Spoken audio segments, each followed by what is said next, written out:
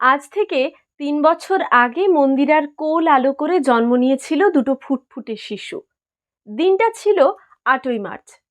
সবাই বলেছিল ভগবান মনের আশা পূরণ করে দিয়েছেন একসাথে।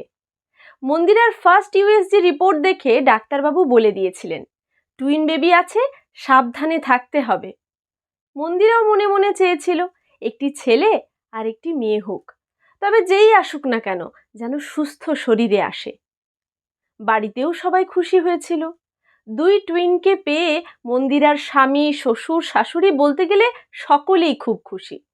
দুই ফুটফুটের জন্য তারপর থেকে বাড়ির পরিবেশটাই বদলে গেল। আজ বাড়িতে খুশির দিন। আজ ৮ই মার্চ, ত্রিজিৎ আর তৃষার জন্মদিন। জন্মদিনে মন্দিরার শাশুড়ি মা তনিমা দেবী নাতি নাতনির জন্য কিনে নিয়ে এসেছেন খেলনা। নাতির জন্য নিয়ে এসেছেন দুটো ক্রিকেট ব্যাট, বল আর দুটো গাড়ি। আর নাতনির জন্য এনেছেন খেলনার বাসন কোসন, মানে ঘটি বাটি থালা হাঁড়ি, যাবতীয় সব কিছু। মন্দিরার ছেলেমেয়েরা তো দারুণ খুশি। তনিমা দেবী সেই খুশিতেই নাতির হাতে যখন ব্যাট বল তুলে দিতে যাচ্ছিলেন, মন্দিরা বলে বসলো, সব খেলনাগুলো আমার হাতে দিন মা, আমি ওদের ভাগ করে দিচ্ছি। মন্দিরার কথায় তনিমা দেবী বলে উঠলেন, ভাগ আবার কি করবে, আমি তো আলাদা করেই দুজনের জন্য নিয়ে এসেছি। ঠিকই বলেছেন, আপনি ছেলে আর মেয়ের জন্য আলাদা করেই এনেছেন, তাই জন্যই তো সমান ভাগে ভাগ করতে হবে। তারপর মন্দিরা তনিমা দেবীর হাত থেকে সব খেলনাগুলো নিয়ে ছেলে মেয়েকে পাশে বসিয়ে সমান ভাগে ভাগ করতে শুরু করলেন।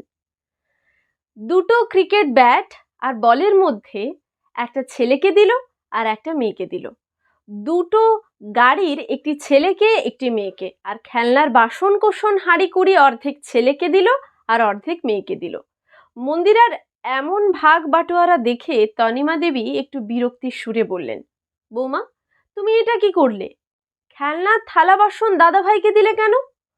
ও তো ছেলে, থালা বাসনগুলো তো আমার দিদি ভাইয়ের জন্য। মন্দিরা হেসে বলল, আমি ঠিকই করেছি মা, আপনি আলাদা আলাদা করে খেলনা কিনে আলাদা মানসিকতা দিয়ে দুজনকে দেখেছেন, কিন্তু আমার মানসিকতা অন্যরকম। আমি চাই দুজনের জন্য সমান মানসিকতা হোক। ছোট থেকেই বুঝিয়ে দেওয়া হয়, তোমাকে বাসন মাজতে হবে, রান্না করতে হবে, তোমাকে সংসারের কাজ করতে হবে, তোমাকেই সকলের মন জুগিয়ে চলতে হবে। এই বোধ তাদের মাথায় ঢুকিয়ে দেওয়া হয়, আর এই খেলনা দিয়েই খেলার ছলেই সেটা করা হয়। আর মেয়েদের ক্ষেত্রে সব সময় এটা হয়। প্রদীপ তো জ্বলবে, কিন্তু তার আগে এই সলতে পাকানোটা শুরু তো এখন এই বয়স থেকেই হয়। আমি চাই না আমার কাছে আমার ছেলে আর মেয়ে আলাদা আলাদা মানসিকতা নিয়ে বড় হোক। মেয়ে থালা বাসন নিয়ে খেললে ছেলেও খেলুক, সেও শিখুক, সেও বুঝুক আগামী দিনে, তবেই তো সে সম্মান করবে মেয়েদের কাজকে, মেয়েদের রান্নাঘরকে। এখন থেকে না শিখলে আমার ছেলেও আগামী দিনে ওর বাবার মতোই ওর জীবনসঙ্গীকে বলবে, ঘরে বসে সারাদিন করোটাই বা কি, রান্না করে খাওয়া ছাড়া তো আর কোনো কাজ নেই। আসলে মা, ছেলে হোক বা মেয়ে, দুজনেই সব কাজে পারদর্শী হোক। মেয়েকে মেয়ে হিসেবে মানুষ করাটা আমার কাছে বড় অসম্মানের। আমি আপনি দুজনেই মেয়ে, তাই কন্যা সন্তানকে কন্যা হিসেবে নয়, সন্তান হিসেবেই মানুষ করাটা জরুরি। আমরা আমাদের মেয়েদের ছোট থেকেই হারিয়ে দিই, তাদের বুঝিয়ে দিই তুমি মেয়ে। একসময় মেয়েরা হেরেই যায়।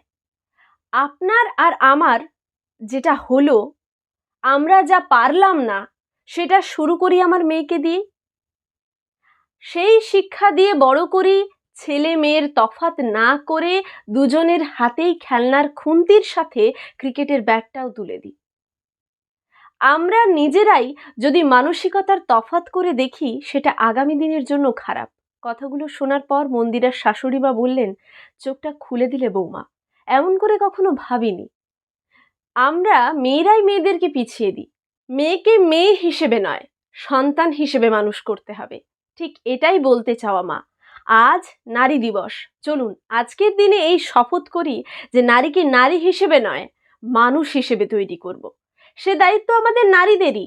আমরা নারীরা যেদিন এটা পারবো, সেদিন আমরাও হব নারী দি বস। যাদের গড়ে তুলবো তারাও স্যালুট জানিয়ে বলবে, আমরা নারী, আমরাও পারি। সত্যি তো, নারীদের জন্য আলাদা করে দিবস হয় না। হেসেল থেকে অফিস ঘর, তোমাকে নিয়ে লেখার কোনো দিবস নেই। তুমি নারী, তুমি দি বস। কণ্ঠে শ্রাবন্তী হালদার, কলমে সরজিৎ ঘোষ।